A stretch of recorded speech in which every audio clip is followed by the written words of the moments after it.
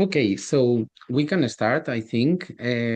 First of all, good morning, good afternoon, good evening, everyone. We have participants inside this webinar from several countries. My name is Santi Gomez. I am the Global Director of Research and Programs for the Gasol Foundation. The Gasol Foundation have a headquarters in Europe, located in Sant Boi de Llobregat, a city near Barcelona in Spain, and another headquarter in Los Angeles, in United States. As an organization, we are dedicated to prevent the childhood obesity pandemic, and we are especially dedicated to promote healthy lifestyles and generating healthy environments where children grow, to give them the opportunity to grow healthy, to grow free, and to explore their full potential. Today, as I mentioned, we have an audience from various countries, from Italy, from Ukraine, from Spain, from Mexico, from Poland, and others. So welcome to all of you. Thank you for being interested in this webinar. This is the second webinar of the HEAL project. The HEAL project is funded by the European Commission through Erasmus Plus Sport grant. And the main objective of the HEAL project is to ensure that children and young people from disadvantaged groups have meaningful opportunities to lead healthy lifestyles by empowering grassroots and sports organizations and strengthening community networks. The first webinar was dedicated to highlight how to prevent dropping out sports at a premature age. And today, we have the pleasure of having Dr. Stacey Johnson with us. Thank you, Stacey, for being here.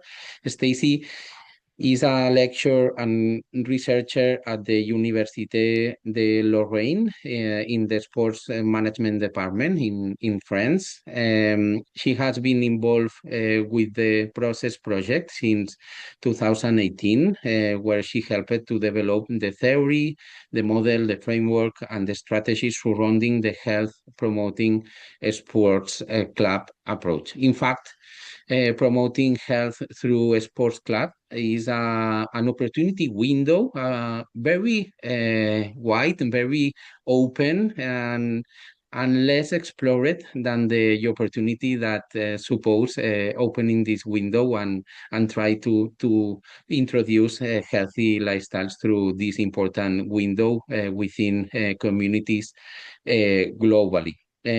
Welcome, Stacey. We are sure that we are going to enjoy a lot the webinar, that you are going to share strategies about how building these health promoting sports organizations. So the floor is yours, and thank you to all of you.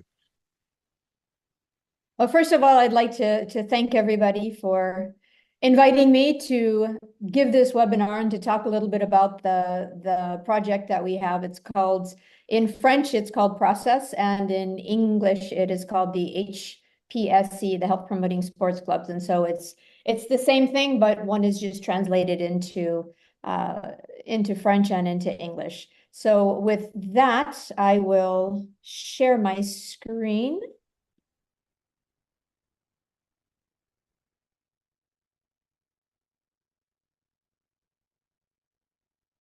And can you see the proper screen, the large screen? Yes, great. Okay. Stacey, yes, we can see the screen perfectly. Perfect. Thank you so much. And again, I want to thank everybody from the Gasol Foundation for inviting us to do this presentation today. It's quite an honor, and it's always exciting for us to be able to share the work that we've done and the research that we have come up with. So without further ado, I will talk a little bit about the settings-based approach, give you just the quick background of why we're doing what we're doing and how we started to begin to come up with the approach for the health promoting sports clubs.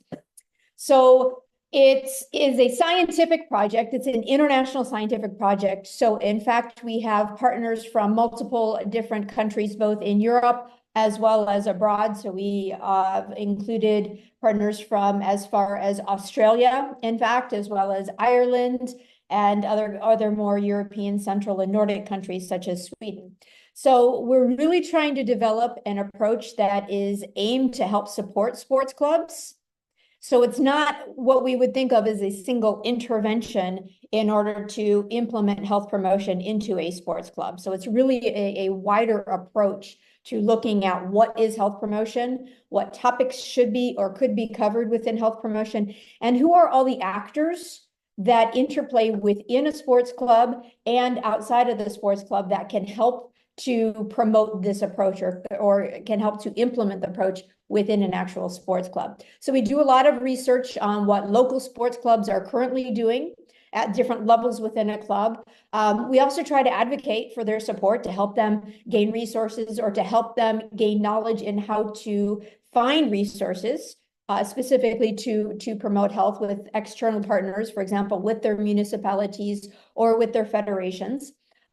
We have developed multiple different types of training courses aimed at different levels or different actors within the sports clubs.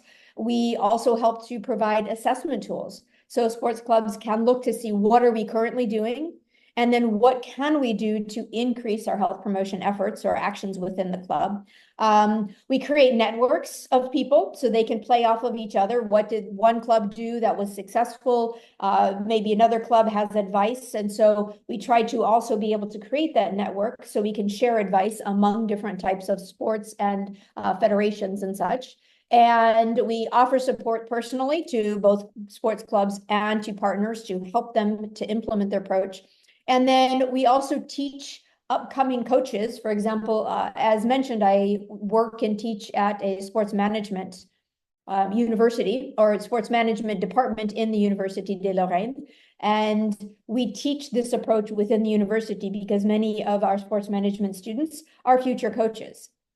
So the context of the whole project is based on the World Health Organization, the Ottawa Charter. So we looked at all of the different sections of the Ottawa Charter and thought, how can we implement something like this within a different setting, such as sports clubs? So settings-based approaches to promoting health have been done in universities, have been done in workplaces, schools, all sorts of different, even prisons. But at the time, it hadn't really been implemented into sports clubs. So that's what we wanted to look at. What processes could we use? What can we take from different places and include that into the setting of a sports club? So from there, we looked at the theoretical background. So this is a model of that Booth came up with, health promotion, specifically for the practice of physical activity. So what surrounds a person to help increase their ability to perform physical activity or to go to a sports club, and what decreases it? So for example, at the outside, you've got like societal and political legislative factors, policy. So we take a look at policies, what kind of health promoting policies can be used within a sports club. So what policies do sports clubs have, but what policies do government levels have at multiple levels? So when we think about government, it's not only the sports clubs policies themselves, but it could be their local municipality. So the policies that they have. It could also be the department's policies for health promotion or the Ministry of Sport. So we look at all these different policies from like that external level, the micro environment. So what does the city have? What does the community have? What can, how close is a sports club to where people actually live? And then we look at individual factors such as age. So we know from the previous, for example, the previous webinar that children are starting at younger and younger ages to drop out of participating in sports.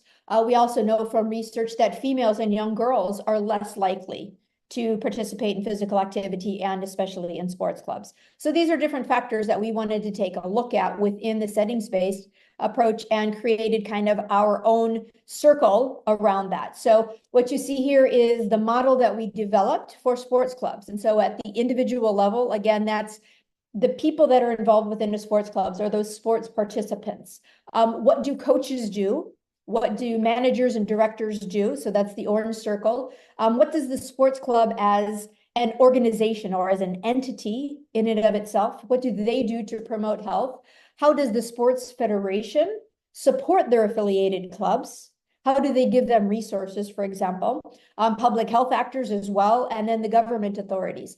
And when we looked at that, we thought about the different health determinants for them to be able to actually promote health. So, or the organizational determinants, the systematic approach that a sports club can take in order to implement policies or in order to implement health promotion throughout everything within their daily actions of the club. Environmental determinants. So how healthy is the environment of the sports club? For example, are the locker rooms, are the toilets clean? Are they welcoming? Can I have the opportunity to take a private shower if, I want to take a private shower? So this kind of thing with the environmental determinants. Economic determinants. Are there resources available, not just monetary, but are there human resources available for me to be able to promote health?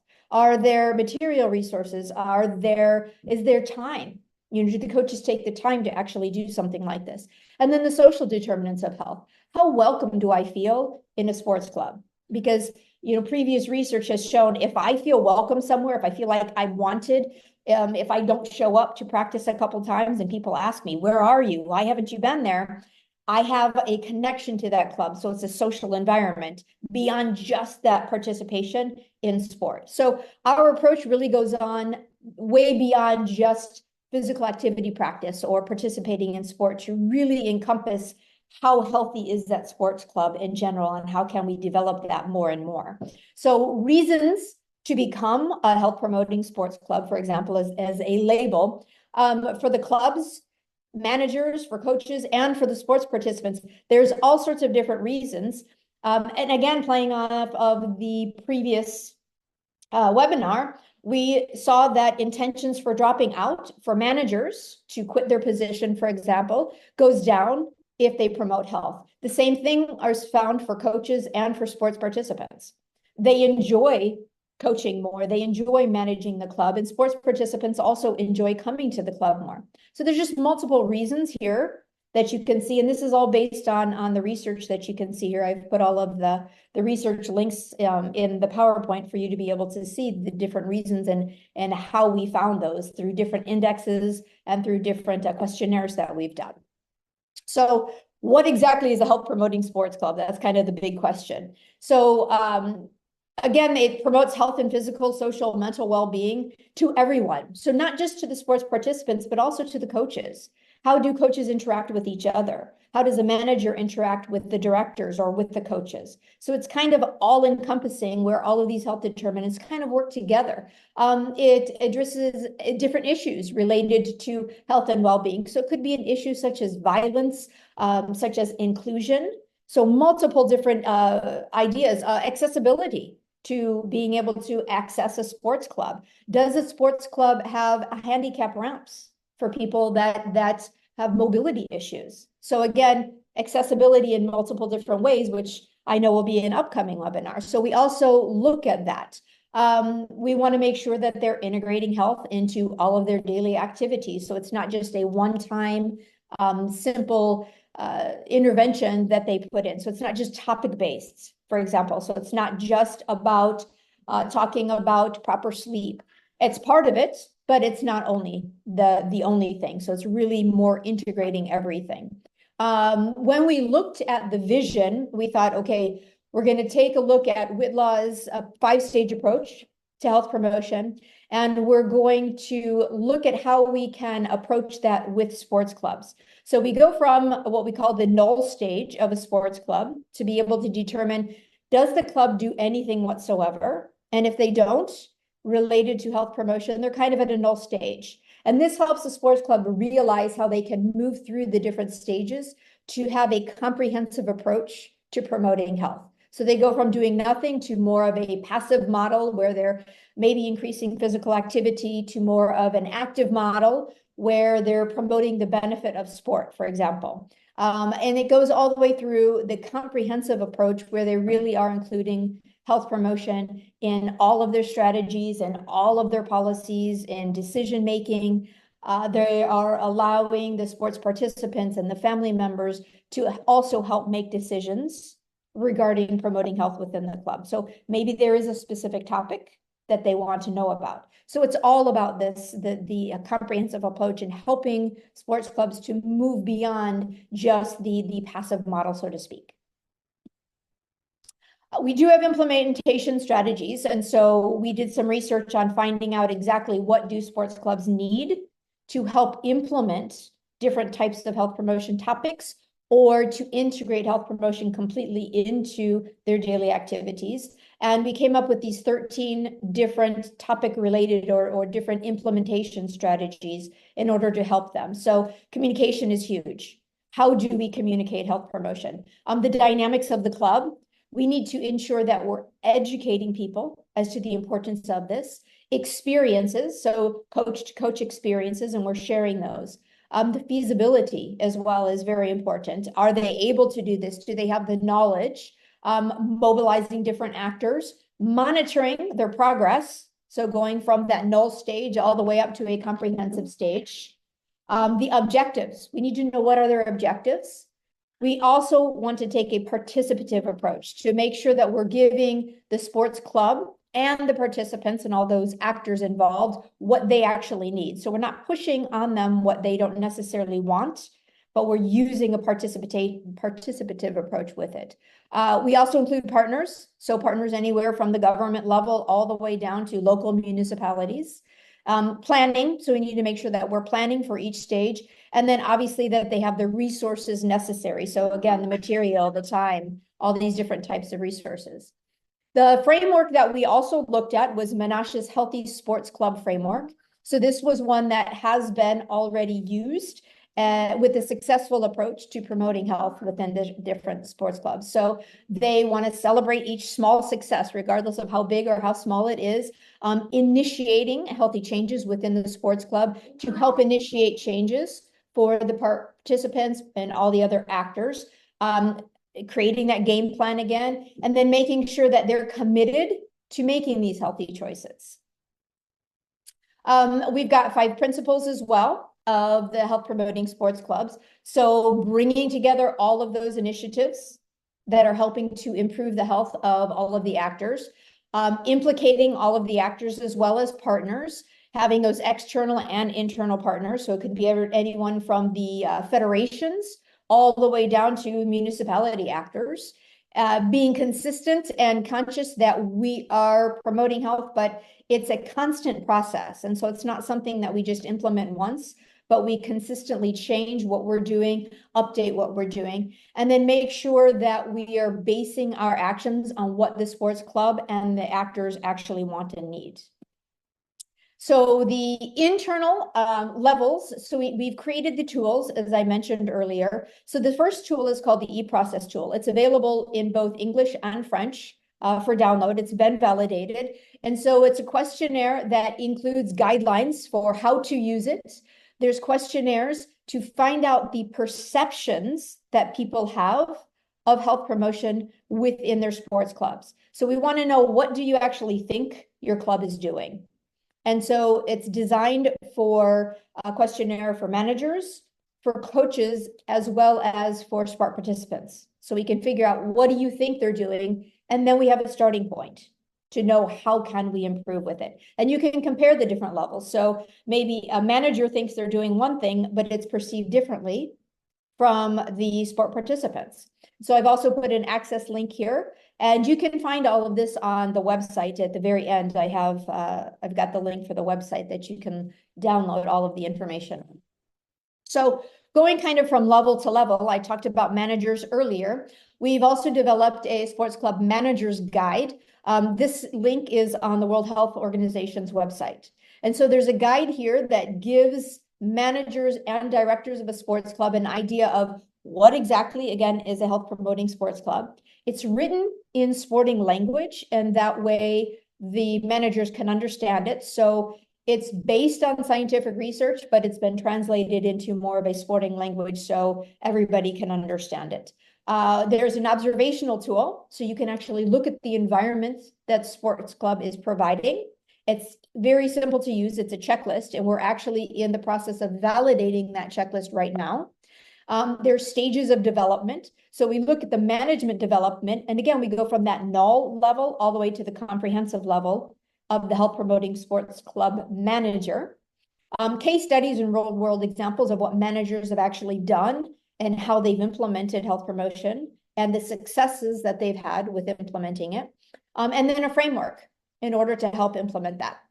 And so here's some actions. And again, I go back to the Ottawa Charter with the World Health Organization that I showed at the very beginning, and how a manager can implement these different actions. So what can a manager do to build healthy policy within their sports club? How can the manager create that healthy environment, strengthen the community action, develop their own personal skills for promoting health, and then finally reorienting their services, going from, for example, a purely health model or a purely sport performance model, I should say, to more of a health promoting model where they're welcoming everybody.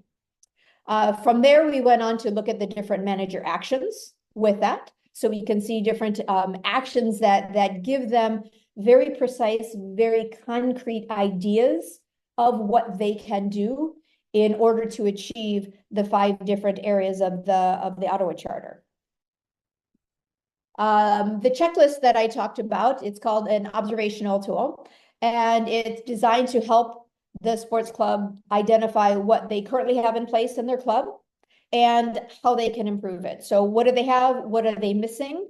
And that gives them ideas for improvement. It highlights, it actually gives them links for improvement as well. And it encourages them to kind of reflect on their ideas of what is a health promoting sports club? What does my environment look like? So there are 4 different areas with 9 items per area that they look at. So you literally walk around the sports club and you look at the facilities and the surroundings, and you have a checklist to see if something exists or not. For example, one item on the facilities and surroundings, is there an area for me to lock my bicycle to? Is it a safe area that I have a parking space for bicycles? As I mentioned earlier, in the locker rooms, is there the ability for me to take a hot shower? Cafeteria and food options. Do we have any kind of a charter that is posted that talks about alcohol and preventing alcohol use? So different things like this. Is there an area on my website that I can find somebody to contact if I have a problem in the sports club? And so these are the things that we are looking at within that observational tool. And be looking for that because you can find it currently, but it's also being currently validated with an international population. And next we have a lot of information that we're starting to build for the health promoting sports coach. So this is the HPS coach education project that we began about 1.5 years ago. It's an Erasmus Plus project as well that aims to build modules and to build tools for coaches to understand the importance of health promotion, to know what it is, why it's important, and how to implement it. So the end of the project will be to actually build an online platform for them to be able to use and to be able to access different documents and different ideas and videos in order for them to implement. So the partners that we have for this project are just on this area here on this slide. And so the project that we hope to deliver are a coach's implementation guide, which is actually available currently on the World Health Organization's website as well. We have coach-to-coach advice. We have a policy brief, an action checklist that we're developing currently, as well as the education platform. So that's kind of the be-all, end-all of it, which we will begin filming in this June, actually, in the next couple of months. So the first guide that you see here that I mentioned, again, very similar to the manager's guide with very similar portions. So again, the background of why is it important to be a health promoting sports coach? We give those skills and a map to the skills, a checklist for how to improve, what they need to do, and then strategies to implement for the coaches. So again, access link on the World Health Organization's website.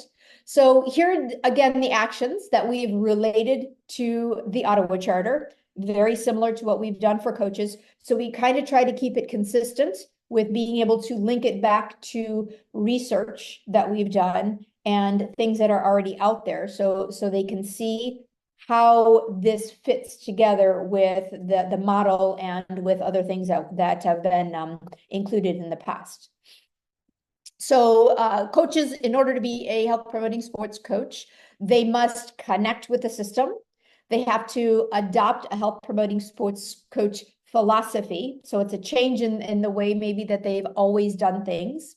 And then also be centered around the sport participant, to really be cognizant of what each sport participant needs, their reactions, and what they want out of their sports participation. So we came up with, through some research, different skills for what a health promoting sports coach needs to be or needs to do, and the skills they have to have. So they need to be able to manage sport participants. They have to be able to see what a sports participant is doing and be able to react in a calm, kind manner. They have to have health support. They need education, which is something that we're really looking at, trying to provide them with more education. They need to be able to evaluate and appraise what they are doing. They need to be able to motivate their sport participants, but be able to motivate themselves as well. They have to have cooperation with their management, with the sports federation, maybe with other coaches, as well as with family members, for example. They need to understand prevention. Why is it important for us to participate in sport? Not necessarily just for the fun of it, or not necessarily just for the competition, but beyond that. They have to have really good communication skills and understand that. They should be a role model themselves. And then finally, they need to be able to manage themselves. So manage their own emotions in order to be able to communicate better, in order to be able to use all of the different skills. When are we supposed to do this? When should coaches do this? And so we looked at not just within coaching, so it should be before, during, and after both coaching as well as competitions. And so there's actually different areas here that we looked at with the advice of how to do this and when to. So when to use these different skills. For example, the self-management skill, we have different advice from actual coaches that we've interviewed and those that have implemented health promotion within their coaching practices. And so within this is the self-management, for example, be proactive and reflective of what we've done. So different quotes here for inspiration, for example. So a coach said, they love to hear how other coaches work and how other coaches see what health promotion means. All right. So lots of just different ideas here. And this is, again, published research. So training, coaches' quotes said that they advise other coaches to read the book Peaceful Warrior in order to understand better how to train. And testing strategies as well to promote health. Having good relationships as well as one, so generate a welcoming and empowering environment. So again, we link some of these with the strategies that we have and with those health determinants. And so we push a lot on the health determinants because this is kind of an environmental determinant. Finally, philosophy. So consider a holistic approach to your sports participants and to your coaching. So that's kind of the philosophy that a sports coach should have. Never blame, but motivate, for example. So lots of different philosophies that have the coach to coach advice. We also created a policy brief. So this part of the project is done. And we came across, or within the policy brief, there are these 4 main messages. So large number of participants of all ages meet and train in sports clubs, generally under the guidance of a coach. So this is part of the policy brief. Sports coaches could play a key role to influence participants' lifestyles, but we know that they have limited ability, knowledge, as well as resources. Many sporting organizations have a commitment to promote health, but they don't know how to do it, or they don't know exactly what it means, because they have what we call the myth of healthism. And so they think they're already doing a lot of health promotion, but they don't quite understand the complexity of what health promotion actually is.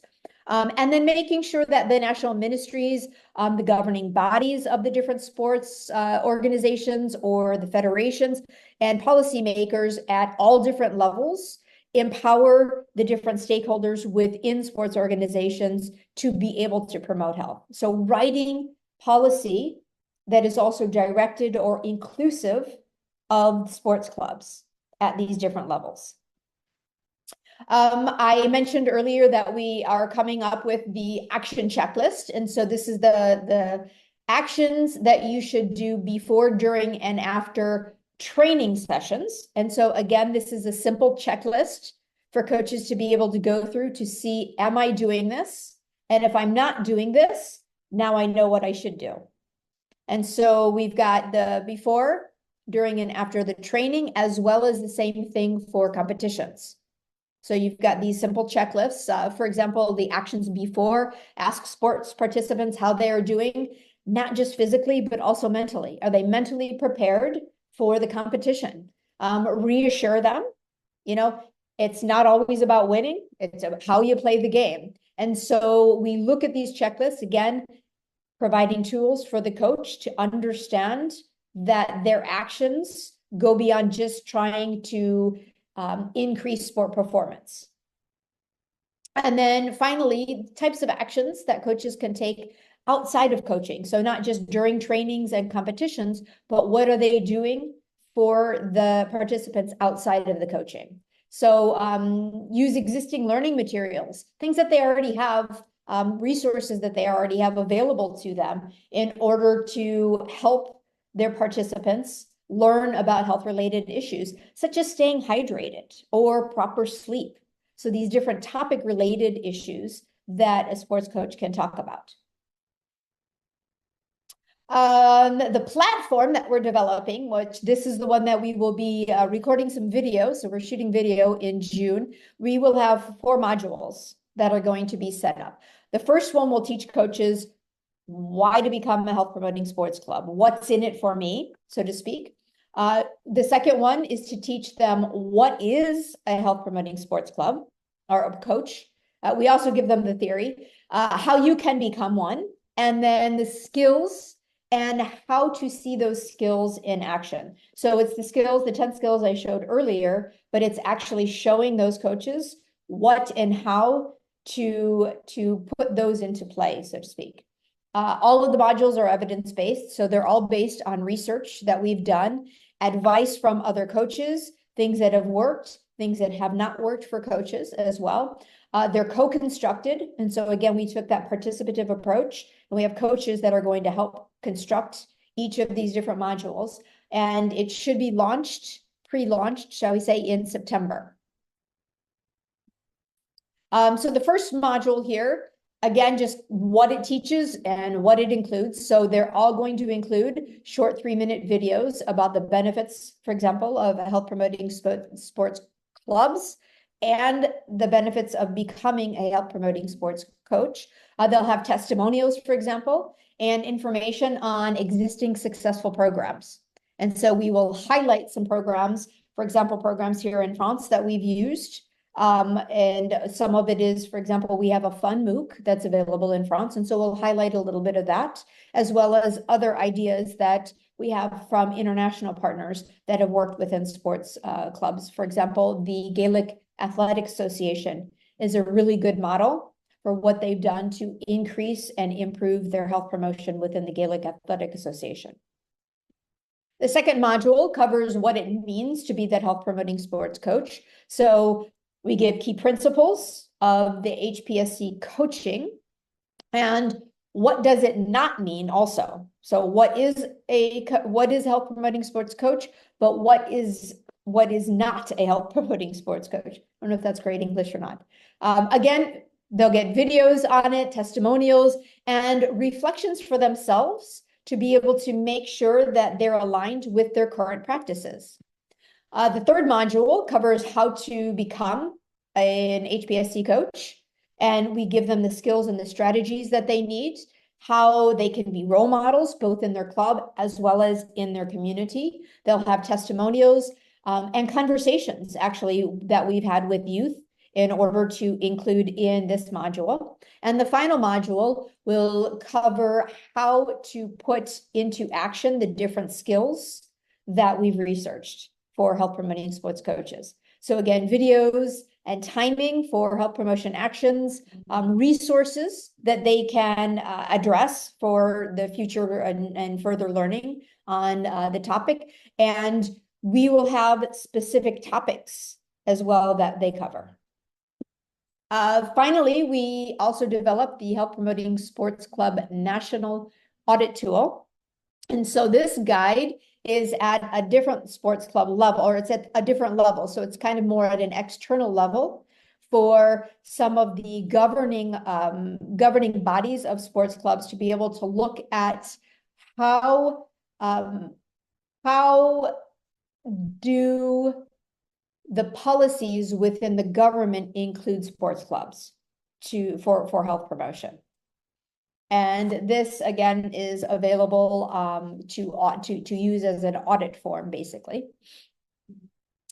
There is the Health Promoting Sports Federation. So this tool helps sports federations to support their affiliated sports clubs. And again, very similar to the other ones. So they should all follow quite simple or quite similarly with strategies that are linked to sports federations. So the 13 strategies that I mentioned earlier, for example, communication. How does the sports federation communicate with their affiliated sports clubs? So we've linked those strategies into this guide for the sports federations.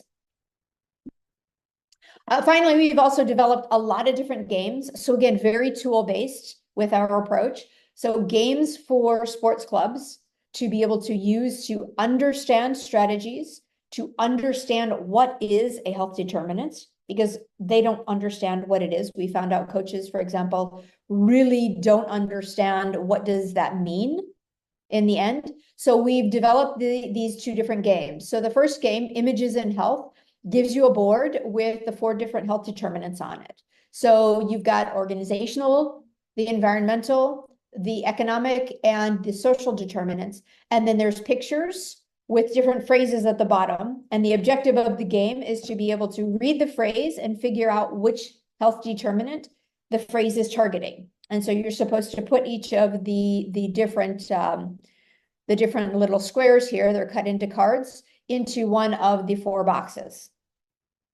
So that helps them understand a little bit better what strategies or what health determinants are. And then the health objectives, 1 season to make it happen, is the other game that we've developed for the sport participants, for coaches really to be able to understand better how to go from being a null, which we see over here, all the way to a comprehensive health promoting sports club.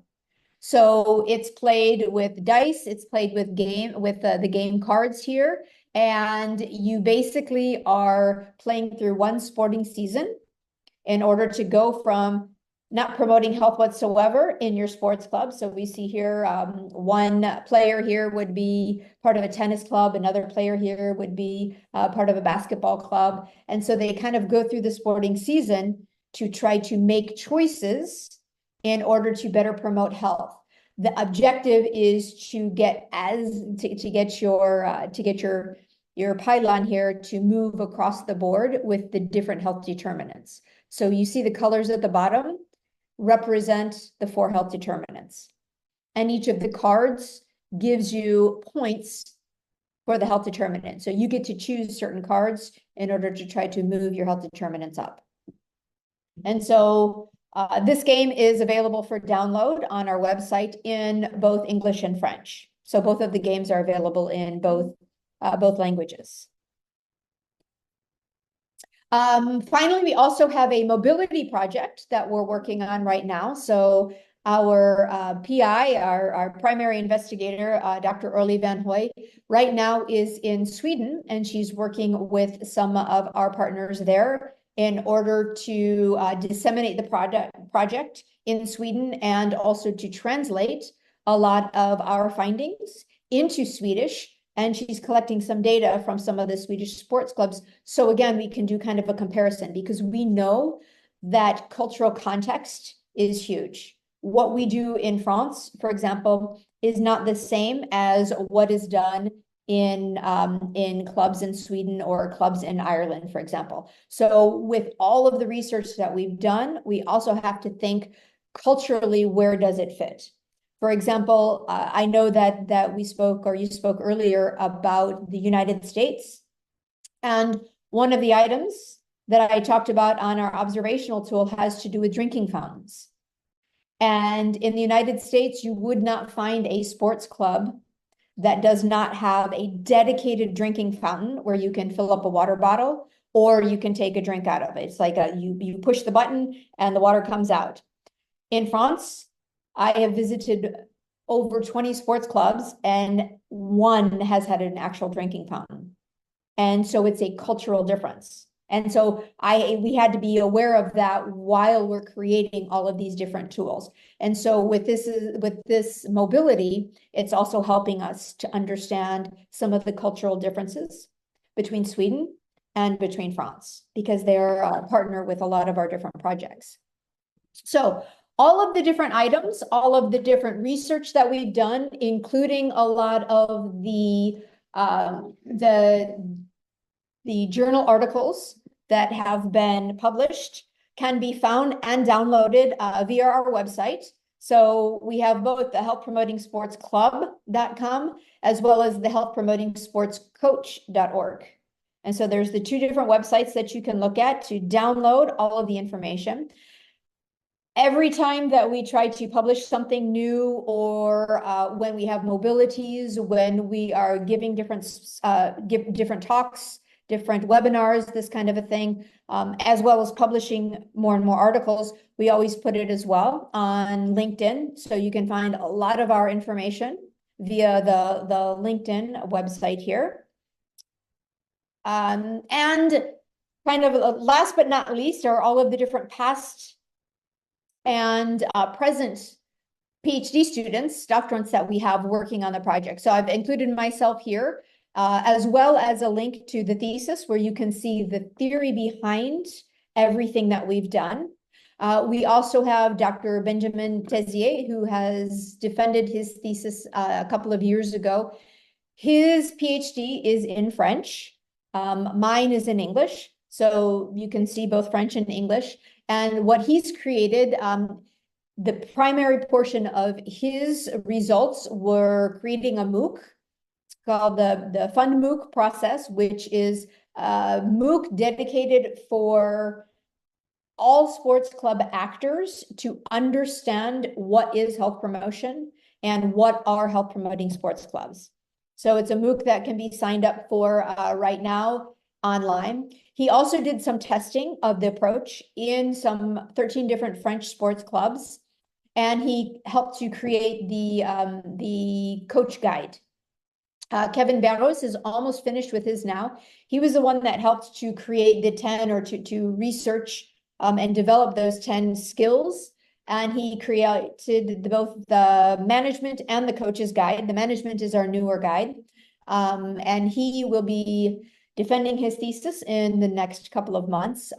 Petra Osbolt is currently working on behavior change techniques to look at how we can change the behavior of the different actors in order to promote health, or change the behaviors to be more health-oriented of actors within sports clubs. So not just individual behaviors, but for example, or the participants' behaviors, but how can we help to change behaviors, and what techniques can we use to implement health promotion within the sports club coaches or the sports managers and such.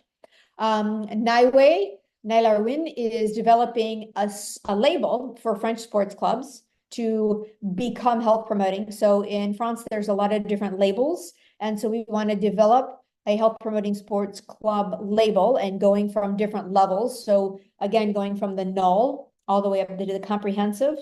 And so she's creating a label for that. And then finally, Louis Mignon is doing some video observations so he can see what coaches are actually doing on the field in real time. So he will observe and record what's going on and be able to code them into the actions that the coaches are taking and the behaviors that they have towards their sports participants during training sessions, and then be able to link it with all of the other work that we've done. And then our primary project investigators are here. As I mentioned, Dr. Orly Vanoy, Professor Anne Villemont is at the Université Côte d'Azur. Florence Rostand is with Santé Publique France. And then Terry Fauchat is one of the project managers with the National Sport and Health Resource Center here in France. And so they're all very involved in the project, and they're kind of leading the project into the different directions that we've been taking. And if you have any questions or comments, here are the different contacts that we have for if you have questions or need any of the documents that we have downloaded or whatever resources we can provide. It is all here. And thank you for your attention. And if you have questions, I hope to be able to answer them. Thank you, Stacey, for this very insightful and interesting presentation. We do have some questions from the public, so if you wouldn't mind to answer them, I will go one by one. So the first question comes from Abigail, who says, thanks for the presentation. And she asked, what is the level of collaboration from the clubs with your work? Great question. I would say it depends on what country we're working in, but we try to collaborate with clubs, local clubs, with every single piece of work that we produce. And so we collaborate both with the HEPA group, so the Health Enhancing Physical Activity Working Group from the World Health Organization. We have a specific group that works there, and they have links and ties to sports clubs from their countries. So, for example, right now, as I mentioned, we are validating the checklist for the manager's guide, and we're working with 20 sports clubs to help us validate that. So we're working with clubs both in the region that I live in, as well as in Nice, which is in South France.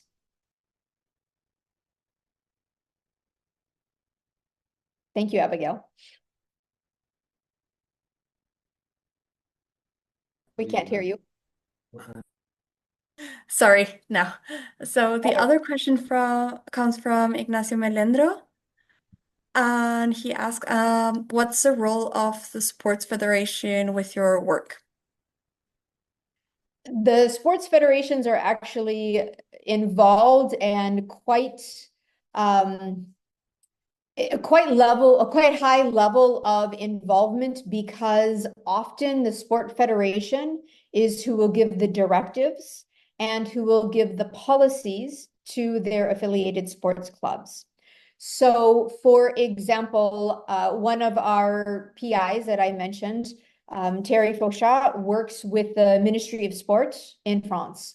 And so he is very involved with the sport federations.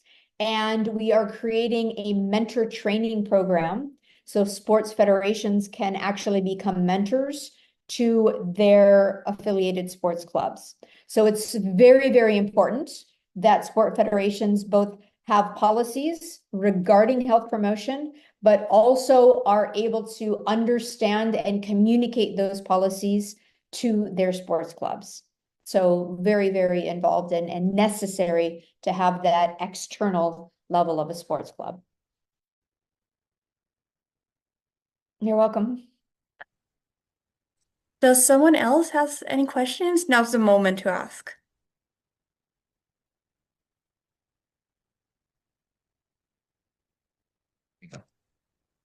it seems that not. Yeah. Thank you, Natalia, for introducing the questions. Thank you to the audience for asking and for being present during the full webinar. And a special thanks to Dr. Stacey Johnson.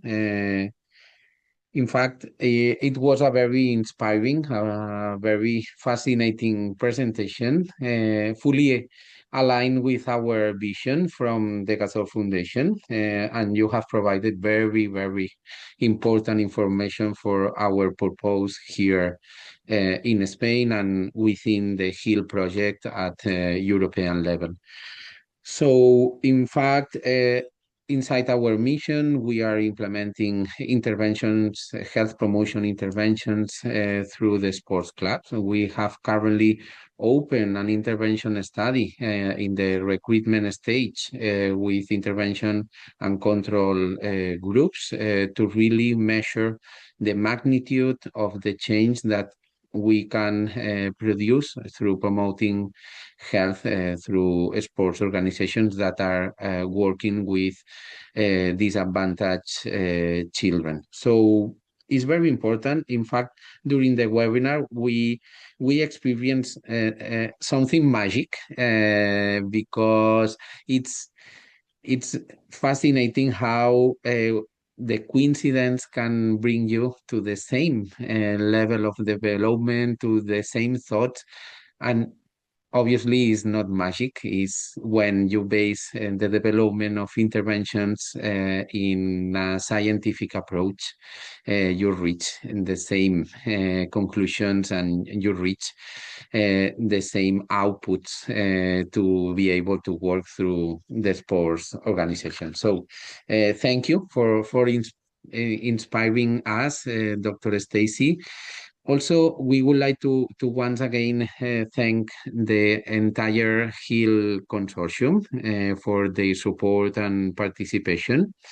We are working in different countries through different partners. One of them is Margherita Vita from Italy. Another one is GEA, Cooperativa Sociale, also from Italy.